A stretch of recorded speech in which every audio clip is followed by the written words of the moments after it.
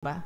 So, parang unexpected, parang hindi mo inaasahan, mga kapiksi, na merong tutulong sa'yo para makawala kayo dun sa mga problema nyo, mga kapiksi, malampasan nyo, makawala kayo, makita nyo yung liwanag, guys. And, ayan, no, parang magsisilbi siyang tanglaw, liwanag, tulong, no? Tutulungan kayo, guys, ni universe. And you've been trying to manifest this, and talagang magiging successful kayo, guys, na parang successful na malalampasan nyo yung mga problema nyo.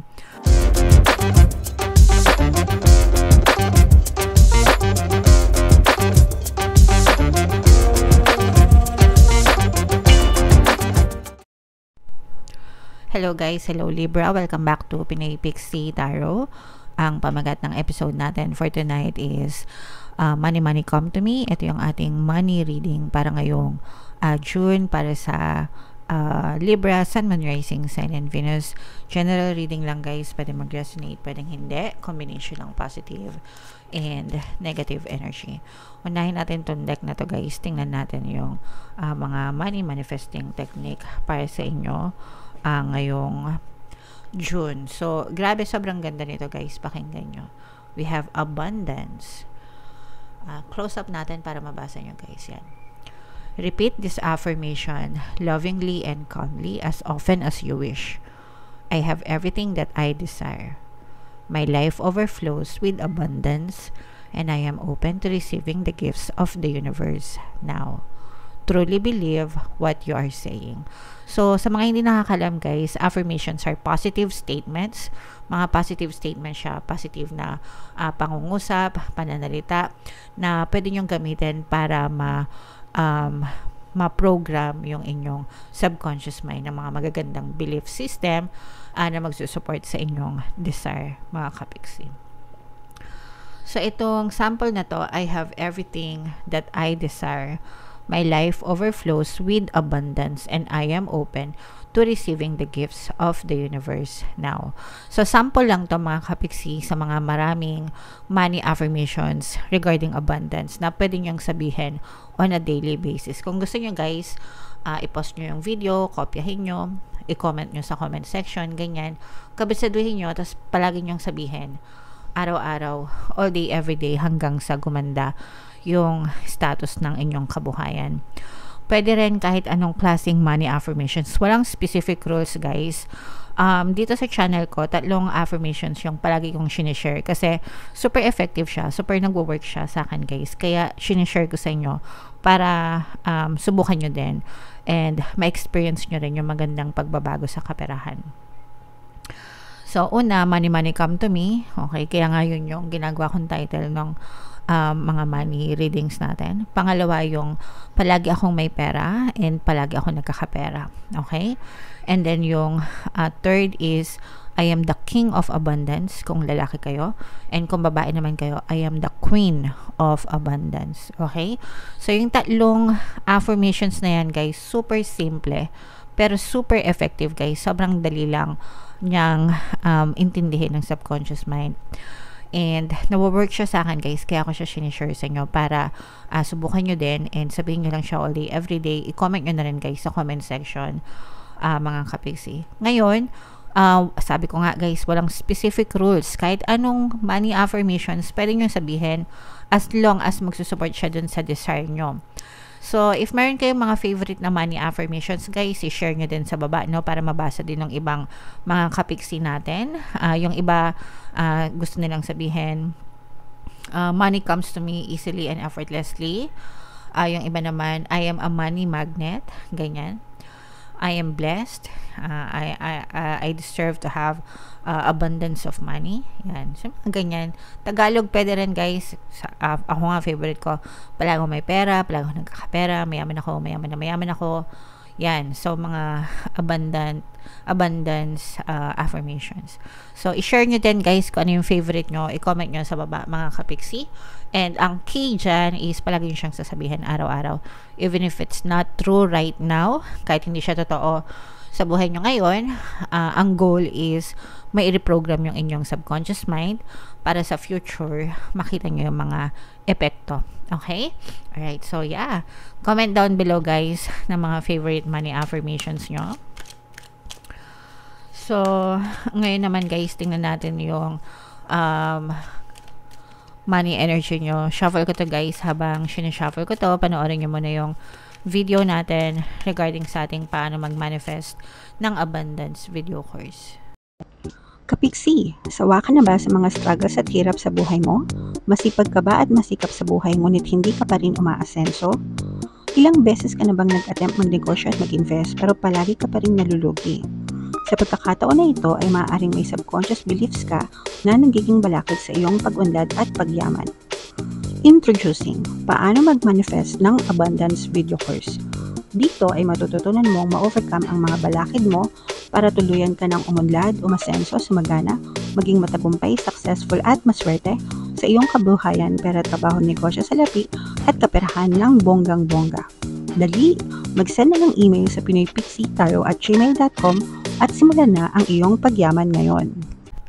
Alright. So, sa lahat ng gusto mag-avail ng course, guys, meron tayong promo ngayong May. Pwede kayong mamili kung gusto nyo ng 1 free, pampaswerte subliminal, o kaya naman ay 200 pesos na discount. Until May 31 yan, guys. Kaya mag-avail na kayo. And meron din tayong email coaching. Manifest your desires using the law of attraction. If meron kayo, guys, na specific na gusto nyong i-manifest, pwedeng love and relationship, pwedeng money or career, guys. Pwede kayong magpabook ng email coaching session with me. Mag-send lang kayo, guys, ng email sa pinoypixie@gmail.com. Wow, grabe. Sobrang ganda nito, guys. This is both positive and negative energy, Libra, no? Kayo ay nirepresent ng King of Swords sa ating spread. Meron tayong presence dito, guys, ng water sign, Cancer, Pisces, Scorpio. For some of you, maaring may water element kayo sa inyong natal chart. For some of you, you may be dealing with a water sign. Pero, guys, no, sa inyong, yung mga negative energies nyo, guys, for some of you, nakaramdam kayo ng mga problema, pighati, emotional pain. For some of you, maaring feeling nyo na stuck kayo sa buhay nyo or sa problema nyo. Pero, bibigyan kayo ng, parang ano guys, imagine niyo yung sarili nyo na nasa kumunoy kayo. Di ba pag nasa kumunoy kayo, unti-unti kayong lumulubog hanggang sa malunod kayo sa kumunoy. Ibig sabihin, parang yung kumunoy, yun yung nagre-represent ng problema nyo. Tapos unti-unti kayong hinihila pababa hanggang sa lamunin kayo ng problema nyo. Tapos, parang merong magsisave sa inyo, merong magbabato ng lubid or kahoy, ganyan, na hahawakan nyo. Tapos, yun yung magsasalba sa inyo para makalabas kayo doon sa kumunoy. So, ganun, parang ganun ko siya gustong i-explain sa inyo, mga kapiksi. Kasi, ayan, no, kung mapapansin nyo, meron siyang hawak-hawak niya itong wand na ito, diba? So, parang unexpected, parang hindi mo inaasahan, mga kapiksi, na merong tutulong sa'yo para makawala kayo dun sa mga problema nyo, mga kapiksi, malampasan nyo, makawala kayo, makita nyo yung liwanag, guys. And, ayan, no, parang magsisilba siyang tanglaw, liwanag, tulong, no? Tutulungan kayo, guys, ni universe. And you've been trying to manifest this, and talagang magiging successful kayo, guys, na parang successful na malalampasan nyo yung mga problema nyo. And unti-unti naman na magiging maganda yung daloy ng biyaya sa buhay nyo, Libra. Okay? So, may tutulong sa inyo. Parang hindi nyo nga ine-expect, no, na may tutulong sa inyo. This is an unexpected help, unexpected blessing, Libra, na dadating sa inyo, guys. Parang yung iba sa inyo, dun sa mga times na nawawalan na kayo ng pag-asa, nawawalan na kayo ng gana, yan, sa mga panahon na yan, doon dadating yung tulong na ipagkakalob sa inyo ng universe. So, you just keep on going, guys. You persist, magdasal. Ito, guys, i-mind nyo na yan sa comment section. Mind blessings, mind tulong, mind unexpected help, mind tulong from the universe, ganyan. Mind katapusan ng problema. Kasi yung iba sa inyo talaga, ang feeling ko, makakalampas talaga kayo sa problema nyo, mga kapiksi. Mamamanifest nyo itong mga success and tagumpay na to, guys. Makakita talaga kayo ng liwanag, mga kapiksi. Okay? So, wag nyo kalimutan, guys, i-mind yan sa comment section, Libra, para ma-experience nyo sa inyong physical reality.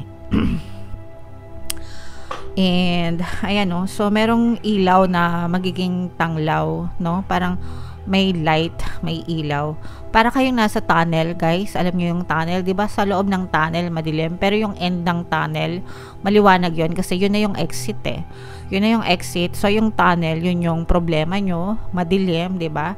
Tapos nakikita nyo na yung dulo ng tunnel. Sa simula, maliit lang yung liwanag kasi malayo pa, pero habang papalapit kayo ng papalapit dun sa dulo ng tunnel, lumalaki na yung liwanag, mga kapiksi. Yun yung mangyayari sa inyo. So ibig sabihin nito, Libra, graduate na kayo sa mga money problems and magsisimula naman kayong mag-harvest, guys, ng mga kaperahan, biyaya, kasaganaan. Ito, guys, these are opportunities. So paglabas mo ng tunnel, guys, anong makikita mo?